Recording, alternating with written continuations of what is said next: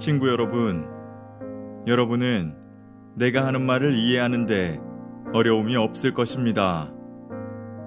여러분은 율법에 대해서라면 박식한 전문가들이기 때문입니다. 여러분이 잘 알듯이 율법의 적용과 효력은 살아있는 사람들에게만 해당됩니다. 가령 아내는 남편이 살아있는 동안에는 법적으로 남편에게 묶여 있지만 남편이 죽으면 자유로워집니다. 만일 남편이 살아있는데도 다른 남자와 산다면 이는 명백한 간음입니다. 하지만 남편이 죽는다면 그녀는 아무 양심의 거리낌 없이 자유롭게 다른 남자와 결혼할 수 있고 누구도 이의를 제기할 수 없습니다. 친구 여러분, 여러분에게 일어난 일이 바로 이와 같습니다. 그리스도께서 죽으셨을 때 그분은 법에 얽매이는 삶 전체를 자신과 더불어 끌어내리시고 그것을 무덤으로 가져가셨습니다. 여러분으로 하여금 부활 생명과 자유롭게 결혼할 수 있도록, 그래서 하나님을 향한 믿음을 자녀로 나올 수 있도록 하셨습니다. 우리가 옛 방식대로, 다시 말해 우리 마음대로 살았을 때는 옛 율법 조문에 포위당한 채 죄의 거의 속수무책이었습니다. 그럴수록 우리는 더욱더 반항적이 되어갔습니다. 그런 삶에서 우리가 내놓은 것이라고는 유산과 사산이 전부였습니다. 그러나 더 이상 죄라는 포갑적인 배우자에게 묶여있지 않고 그 모든 포악한 규정들과 계약 조항들로부터 자유로워진 우리는 하나님의 자유 가운데 자유롭게 새로운 삶을 살 수 있게 되었습니다. 아마 이런 질문이 나올 수 있습니다. 율법 조문이 그렇게 나쁜 것이라면 죄와 다를 바 없다는 것이군요. 아닙니다.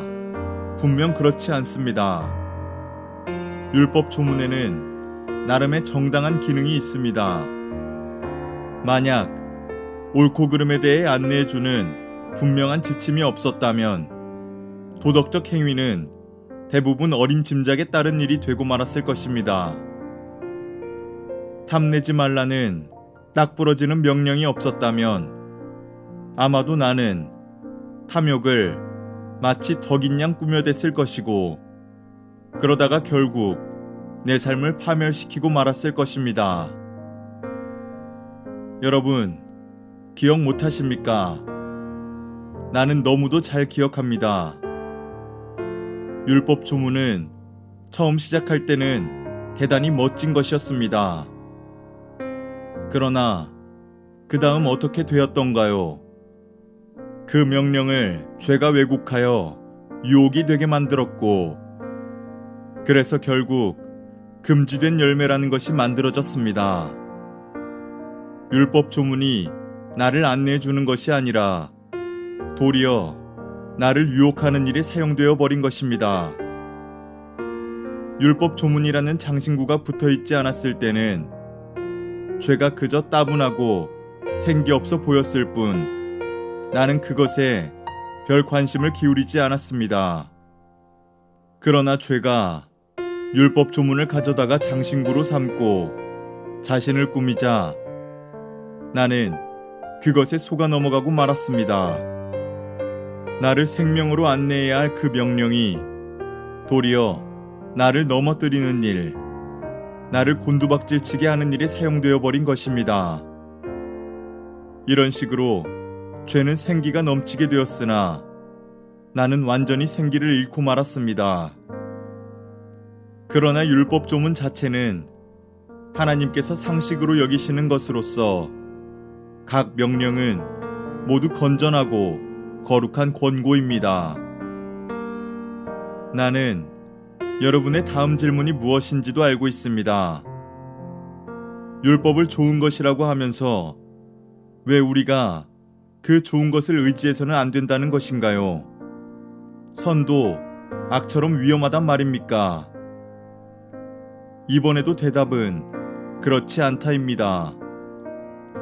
죄가 다만 자기가 잘하기로 이름난 일을 했을 뿐입니다.